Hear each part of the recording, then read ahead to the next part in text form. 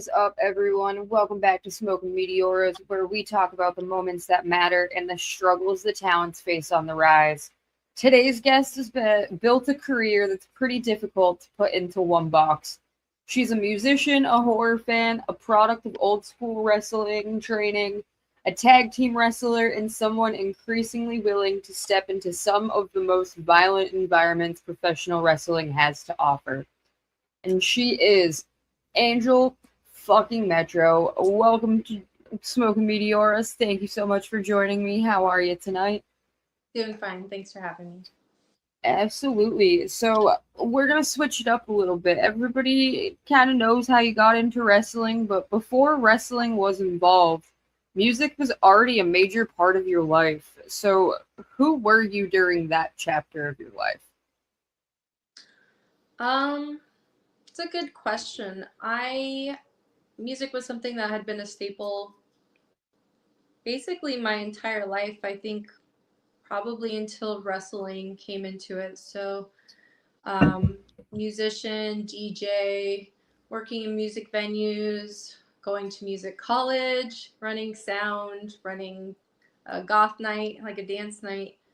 Um, I think I was a, a softer person during that time. I think I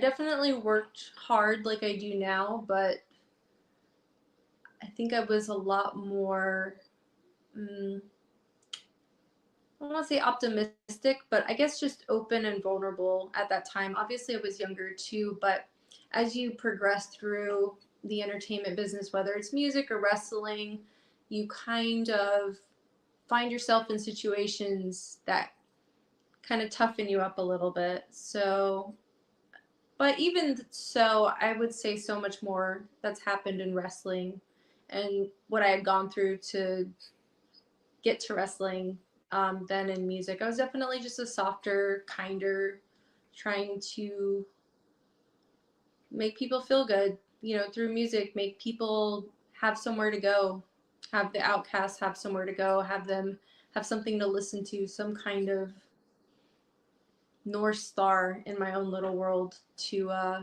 help people. A lot of people feel lost in the world, and through goth alternative music, it was a way for me to kind of help guide people a little bit. Yeah. So you've performed not only as a musician and a DJ, as you've mentioned, but now as a wrestler. What changes inside you when you have an audience watching?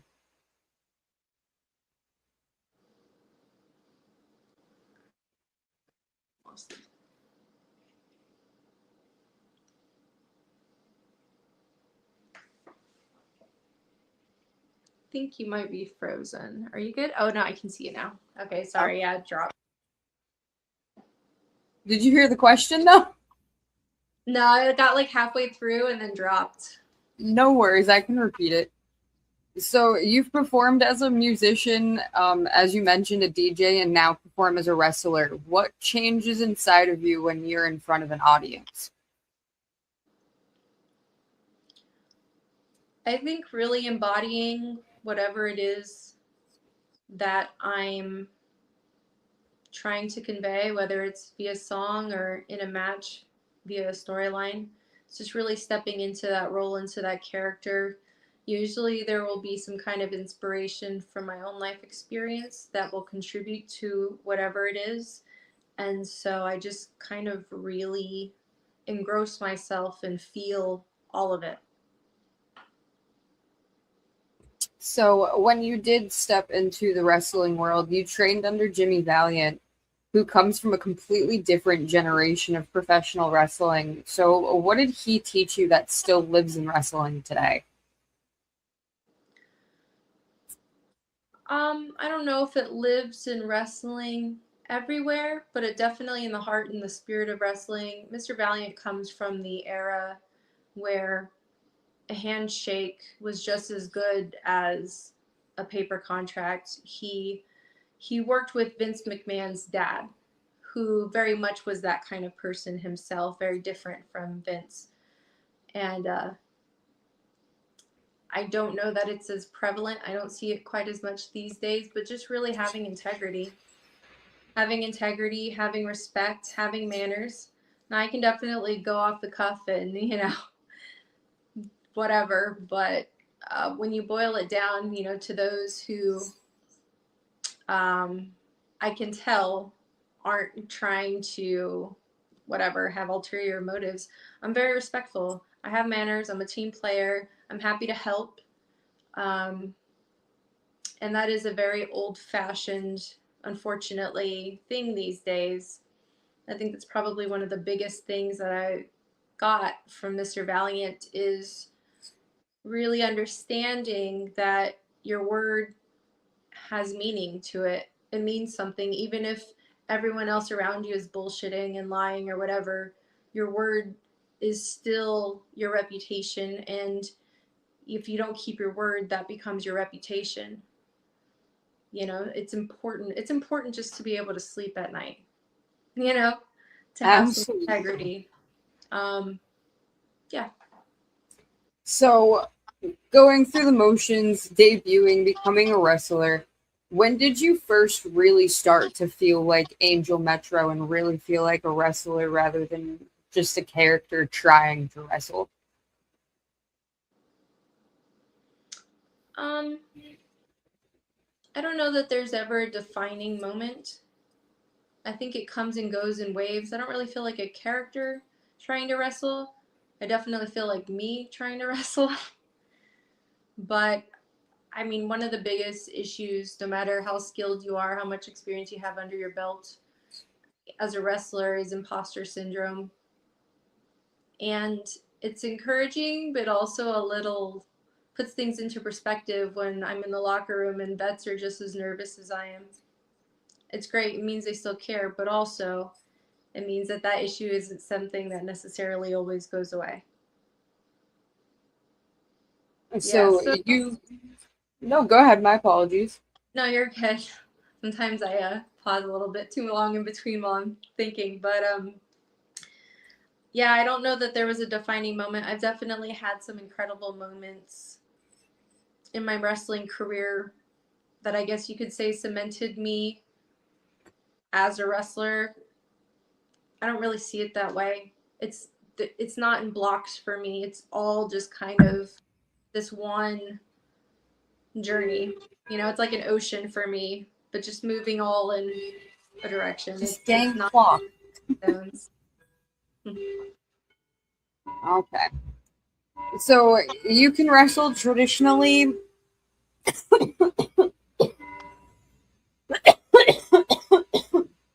It hits me at the wrong spot.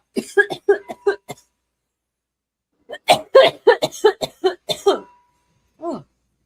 You can wrestle traditionally, work intergender, tag, hardcore, and have even stepped into death matches. But do you ever worry that being known for the most violent part of your work could cause people to overlook everything else that you've done? No, I don't worry about it. It's definitely something that's a possibility, and I'm sure has been something that's affected me in that regard. But deathmatch is not something that I've ever been ashamed of. I think it's an honor to be a part of.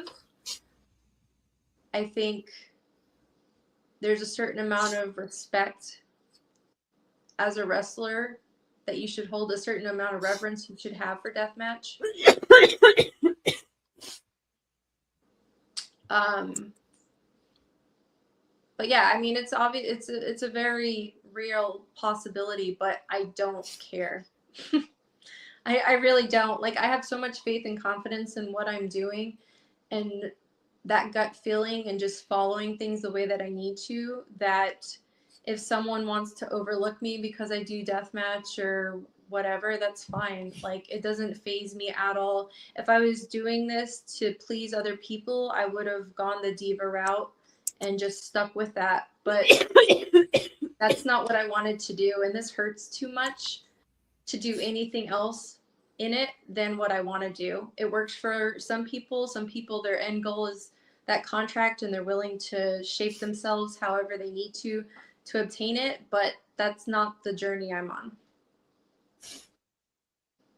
And has being misunderstood ever been an issue in your journey? Or has it just made you more determined or unapologetic to be yourself? It's definitely been an issue. There's many different ways that people can and have misunderstood me. Honestly, I'm a firm believer that the truth comes out in time, and other people's opinions of me, although especially when I really started, because I was definitely coming out of something so traumatic and definitely still softer than I am now. Sometimes sometimes their opinions would be extremely hurtful. Nowadays, I mean, that's their prerogative. Like, other people's opinions of me is none of my business. I really don't care. It's really not going to do me any good or make any difference, me spending time thinking about it or the energy on it. People are going to have the opinions that they're going to have. They're entitled to that, but I've still got to do what I need to do, and that takes a lot of work and time and energy that I'd rather be spending there than on something that's a dead end. So, getting more into the deathmatch aspect, taking wrestling out of it for a second, what about deathmatch wrestling is it that connects with you emotionally? It's real. It's the realest subtype of wrestling that you can find. Um, it's obviously a lot more dangerous, a lot more violent,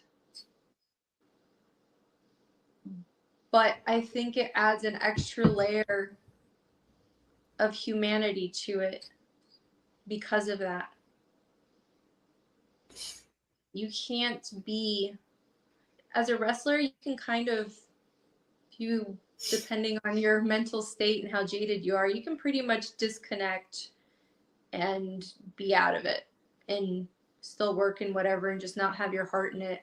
With deathmatch, it's so dangerous that it's really hard to do that and be completely disconnected. Now, there are people who are disconnected in the rest of their lives that come in and kind of get back in touch with their joy, their happiness, who they are because of deathmatch. But it's really hard. It's so painful and it's so dangerous that it's really hard to not be a human while you're doing it.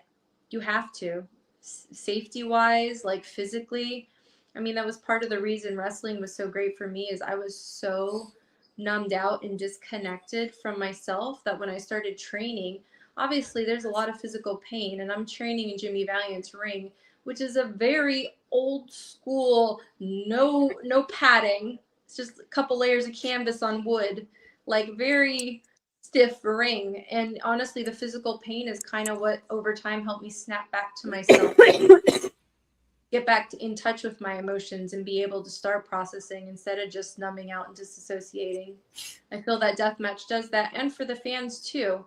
You know, you can fake a lot of things in wrestling, but if someone's like, if you see someone get hit with something and they start bleeding, like, they're bleeding. You can see them bleeding. You can't really fake that. I've heard some crazy things about, oh, well, maybe there's fake blood in the like ice pick, or maybe there's fake blood in the light tubes. There's not. Like, I have never done a match, and I don't know anyone personally that has ever done a match with fake blood or like any of that. Me neither. Yeah, right. And additionally, like, even, you know, when it comes to setting up contraptions, doors, panes of glass, things like that, in on the floor, but also in the ring, like, you can feel it. The fans can feel it in their feet. You know, it's a lot different bump. It sounds different. It feels different. It's heavier. Like, you can feel it when someone goes through something like that. So yeah, I mean, obviously, visually, being a horror fan, I think it's beautiful. Um, there's a lot of incredible elements visually to deathmatch, but emotionally and physically, it just keeps people in touch. Ironically, because it is so violent, right? You would think that it would have the opposite effect, but it really doesn't. I really do feel strongly that it keeps people in touch with themselves, with humanity, with one another. At least the good deathmatch wrestlers. You always get that one asshole that might try to come in and just, low key the whole situation and shoot on everyone, but they usually don't last very long. Yeah.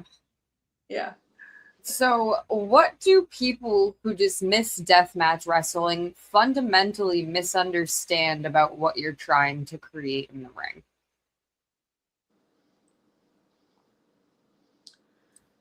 I think the biggest misconception of deathmatch wrestling, from my perspective, this is me personally, is that deathmatch wrestling is a self-destructive behavior. And I don't feel that way at all. I feel quite the opposite.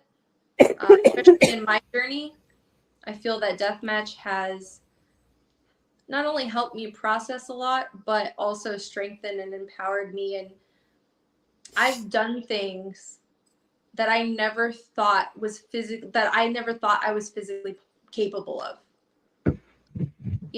And if it wasn't for deathmatch wrestling, I would have never even conceived being able to do those things.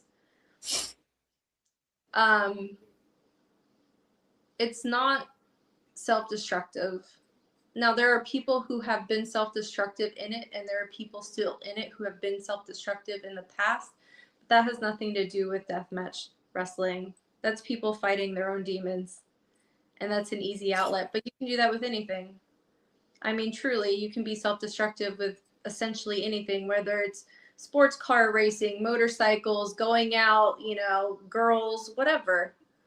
Like, with deathmatch, it's just because you can see so much of it visually, that people think, oh, they must be, self-destructive. They must want to die. That's why I love post-match Jun Kasai,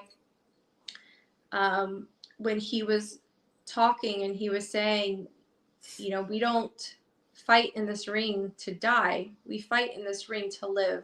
The goal is to come out of this alive. And it's very much in the same vein of like gladiators. It's fighting to survive. I don't think people really understand the concept of like the brotherhood with deathmatch wrestling, especially considering how dangerous, violent, bloody, gory, extreme it is. It's like, oh, you're trying to kill this person, but you also have a kinship and brotherhood. And it's not just deathmatch, but I feel like it's really prominent in deathmatch. For me, my opponent, ultimately, I'm never fighting my opponent. My opponent is giving me the opportunity to face whatever they bring up in me, whether it's a situation, something they said personally, someone they reminded me of, a situation, a feeling like imposter syndrome or whatever. They are giving me the opportunity to face that in myself. That is my opponent. That is why I'm so grateful to my opponents, because they are giving me a very rare opportunity. It's very rare that you are able to go face to face with things like that and tackle them head on. And it really, truly does feel that way. And a lot of the times after a match, there is a sense of accomplishment, because whether it was fear, whatever emotion you're dealing with, whatever deal you're dealing with, even if it's a part of a storyline you pulled, from your own personal, whatever it is, your opponent gave you the opportunity to face that, to fight that, to not feel completely powerless against that. And I don't think a lot of people really see it that way or really understand it that way like I do. Absolutely. So, you've just recently came back from traveling to Puerto Rico on a girls' trip, but you went over with Riley Crow and Nahir Robles. So, what did you see in those two to initially form a faction with them? Well, Riley was my first like non-school related or affiliated match. My first match out of my home state. And honestly, it was just the fact that she treated me with respect. I was green as hell. Like, my trainer sent me out to start working the indies very, very soon.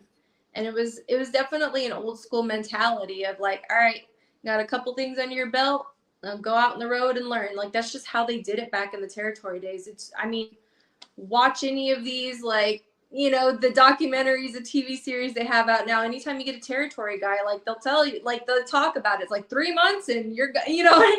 thankfully you waited a little bit longer than that, but still, I was just very new. But despite that, she still respected me as a person. She didn't treat me like shit. She didn't treat me like I don't know anything about life in general. You can very much be looked at as especially when you're a new wrestler, but it can be very demeaning. It can be people can be very insulting.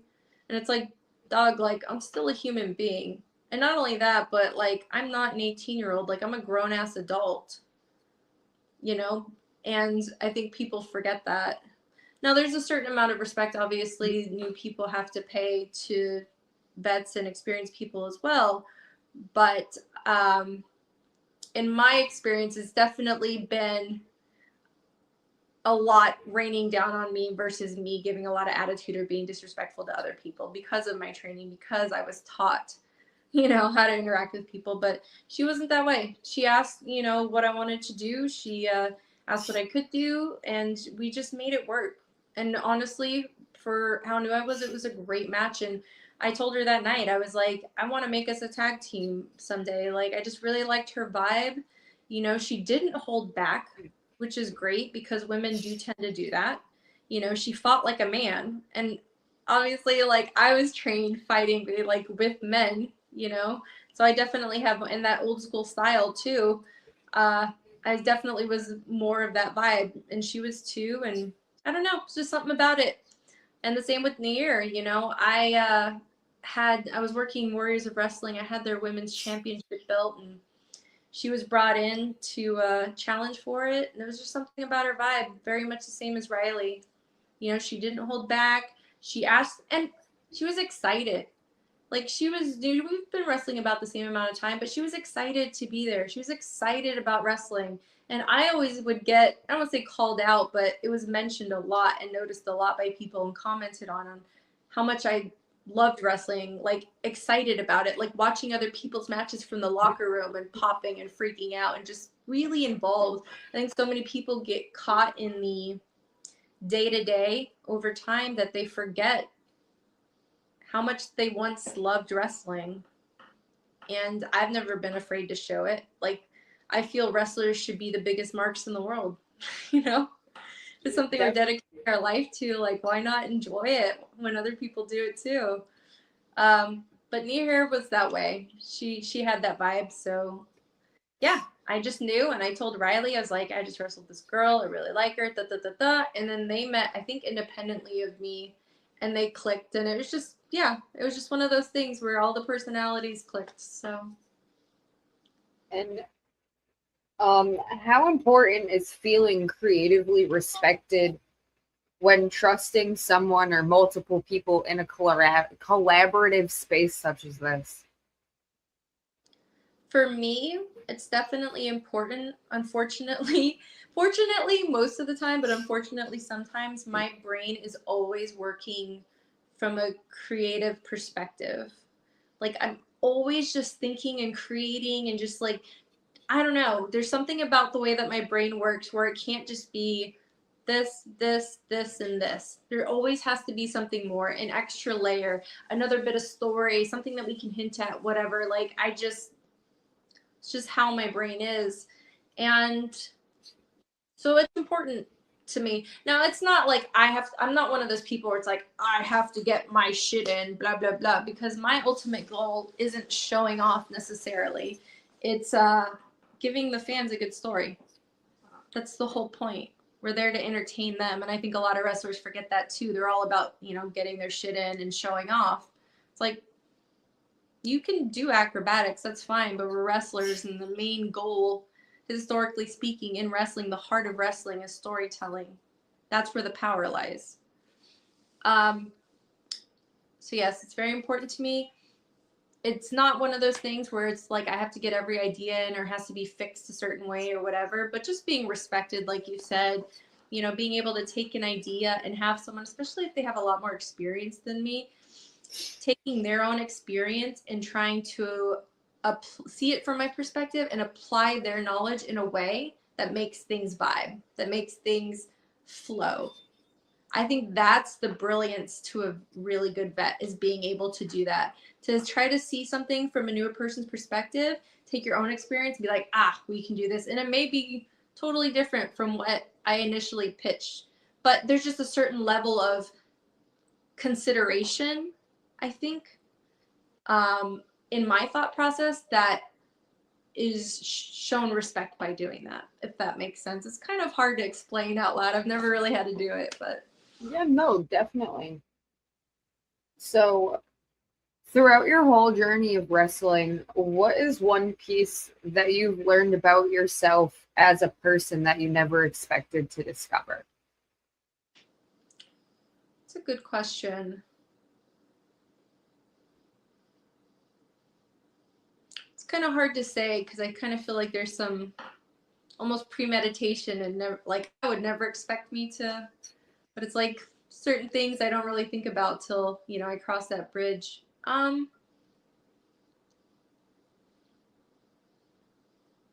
don't know. I feel like a lot of it with a lot of things with wrestling, I kind of felt deep down inside. I just never really had a way to articulate it or to use it or to make sense of it. And wrestling has helped a lot with that. So many different aspects of my life, different things that I've explored and tried and done for jobs and things like that can be applied to wrestling. And I think that's really brilliant. It's the first thing I've ever found where I can kind of tie almost every part of my life into it and all my life experience into it.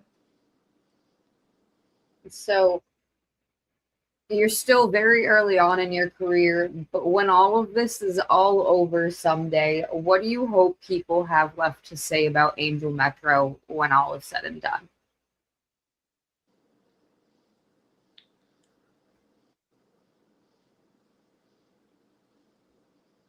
It's a good question. I It's hard to think about legacy for me because I don't really care. And it's not that I don't care about like how people necessarily like the impact I have on them, but I'm not one of those people that are going to build a monument to myself before I die so that when I die I'm remembered. So many people need that, and I don't know what happens after we die. All I know is now. That's all we have is right now. And so if I'm doing my best right now, if I can make someone smile, if I can get someone, you know, some of my excitement to rub off on a vet who's had a bad day and now they're hyped too and they're, you know, loving wrestling. And if I can make a little kid and give them a high five and that makes their night, like those are the moments that's what's important to me. Whatever's said when I'm gone, I'm going to be gone. So why do I care? I mean, I guess my loved ones will have to hear it, but they know who I am. They know what I've done. Um, just being kind, trying to help people keep things into perspective of what's really important and what's not, and remembering what it's like to be an authentic human. I feel like we have so many brilliant things that come from technology and from the modern society that we live in, but the biggest issue that we have is we're so disconnected from ourselves. And I hope that through my wrestling, through the stories I tell, through me really expressing raw emotion in my matches and in my efforts and in my pain in these death matches, that people remember what's real and remember that life has a time limit on it. I don't know yours, I don't know mine, but there is a time limit for all of us. So all this other bullshit that people fight about, none of it's going to matter when you're gone or when they're gone. It's not going to matter. So why spend the energy on it? There's so many amazing things that human beings have accomplished when we've set shit like that aside, like petty ridiculous things and just really focused on something that really was a passion of ours, or a drive, that it's ridiculous to waste time on any of that other stuff. Time is the most precious commodity we have. Why are we wasting it on all these things that aren't important? So Absolutely. I hope people remember that regarding me, is that I used my time well. I used my time well, and I tried to make it matter, and try to positively affect things that were important to me. Absolutely. So that is all the big business questions I got for you, but I do like to add a couple of personality questions in at the end to bring some of that out of you as well. So we're going to get right on into those. And knowing that you are a huge fan of music, if you could attend one concert from any point in history, who are you seeing and where are you standing to watch them? Oh, that is such a big question, considering my history with music. Man, I might need to circle back on that one. I might need to think on it a little bit. Okay. So, jumping on over to the horror movie genre, who is one horror movie character that you think you could survive? That I think I could survive, like a villain. Like, yeah, like a horror movie villain. Or like Michael Myers or Jason or one of those characters. It's tricky because we're like, we all kind of have an ego, so I'm like, I could survive all of them, right? He kind of feels that way. Um, Honestly, I think the only villain that you absolutely could not survive on their own turf is Bruce from Jaws. There's no way you're getting away from that shark. That's like the most terrifying horror movie villain of all time, in my opinion. Like, And that is why I'm afraid to swim in the ocean. The second my right? feet leave the sand, I'm too far out. I'm going back in. Think of one other horror movie villain that has made you so terrified in your daily life of something that you're in contact with all the time. Even in the shower, the bathtub, the local pool, whatever. At some point, you hear the music, you think about it, like Jaws is going to pop up. There's no movie villain. Maybe at a somewhat distant second, maybe you could maybe debate Freddy Krueger when you're going to sleep, but not like Jaws. Like, No. I still think about that anytime I'm in a body of water. So I definitely wouldn't survive that. Um, all the other ones, I don't know. I'm such a like practical person too in those situations. I'm just like, why don't they just X, Y, and Z and dip out? Of course, that wouldn't make a great movie, but yeah. True. Okay. You get to replace the main character of any Disney movie with a deathmatch wrestler. Who is getting a new starring lead? Oh my God. What an amazing question. I have to think of Disney movies. It's not something I'm usually just thinking about off the top of my head. hmm And we're just doing this for fun, like just with no sense at all. No sense at all, just for fun. Okay, we're gonna put Murdoch as Cinderella then, because that would be funny to me. He's got all of his animal friends. He'd be happy. Yeah, exactly. I want to see Murdoch in a dress. He could do Snow White too, actually. Speaking of his animal friends, Exactly. but I just really like the vibe of him as Cinderella. I don't know, the glass slipper, could use it as a weapon. Yeah, let's do that. All right. You are now booked and in control of the aux cord, but you only have access to 5 bands or artists to listen to along the way. Who is on the playlist? How long is the trip? We'll say 8 hours. Okay. Well, obviously the Misfits, since I'm wearing their shirt, are gonna be in there. This is a really good opportunity for my Spotify Wrapped or whatever to like make an appearance. I'm trying to think of who I listen to. I know I have. I mean, my first musical love, and that's crazy to say in 2026 now, but like I really loved Elvis, so I can still get down on Elvis, so that would probably be my second. Um,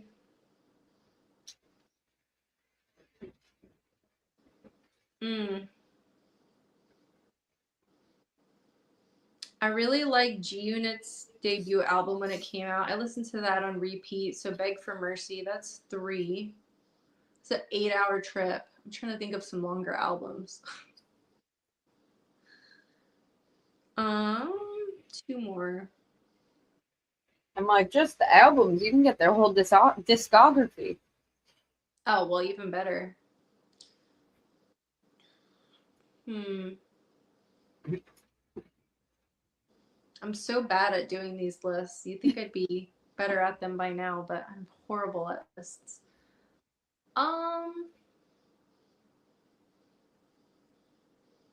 we could do some Patsy Cline or Loretta Lynn. Why not throw some old school country in there? I can listen to that for some time. And Misfits, but I should probably throw in some kind of rock. Iron Maiden, some classic like heavy metal that I could listen to for a long time. It's got a ton of stuff. Yeah, sure, why not? It's kind of random, but I'm not going to be able to make an actual solid list. It's just That's whatever. fine. All right. And the final question. You wake up tomorrow and discover that every wrestler has been turned into Muppets except for yourself.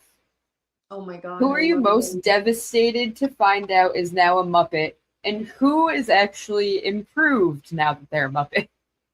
I'm devastated for no one and everyone is improved. Are you kidding me? That would be so dope. I basically feel like half a Muppet most of the time anyways. Yeah. Like I feel like if I was completely irresponsible, I'd probably just be like Animal. So from the Muppets, just going nuts all the time. I feel love like that Danny's concept. already a Muppet as it is. Yeah, I love that concept. There's not a single person who would be worse off as a Muppet in wrestling as far as I'm concerned. No. No, I think all of them would be hilarious as Muppets. Now that's gonna make me want to make a Muppets edit. Damn it. I'm saying, like, I think everyone would be improved. Like, why would I be sad someone's a Muppet? Like, that's so dope. They'd probably be in a lot better moods, too. The locker room would be, like, on fire. Are you kidding me? Just be a party all the time. Be so awesome. All right. Well, that is everything that I have for you. So thank you so much for joining me and allowing to see a different piece of your world.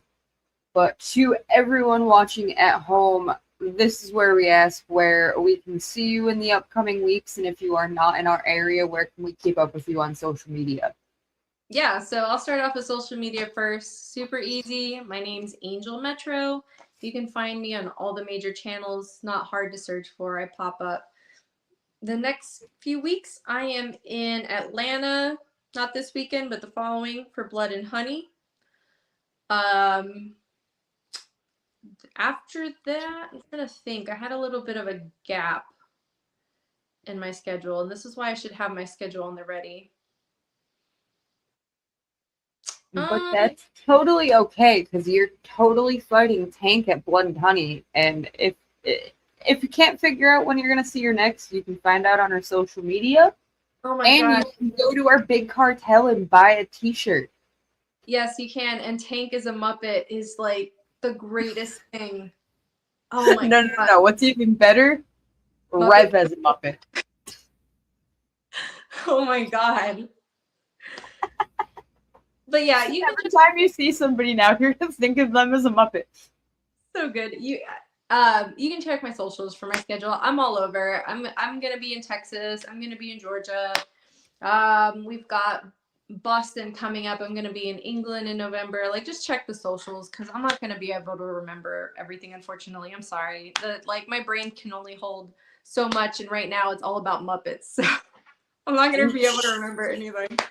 She gets hit in the head a lot. It's okay. I do get hit in the head a lot. Yes, it's true. Well, that is everything that I have for you guys this week. Thank you so much for joining, and we will be back. I got a handful of episodes that we are shooting next week, and I don't know which one we're going to release yet. So when I figure that out, we will let you know, and we will be back next Sunday. Thank you so much for joining, and thank you to Angel for joining us as well. We will be back next Sunday.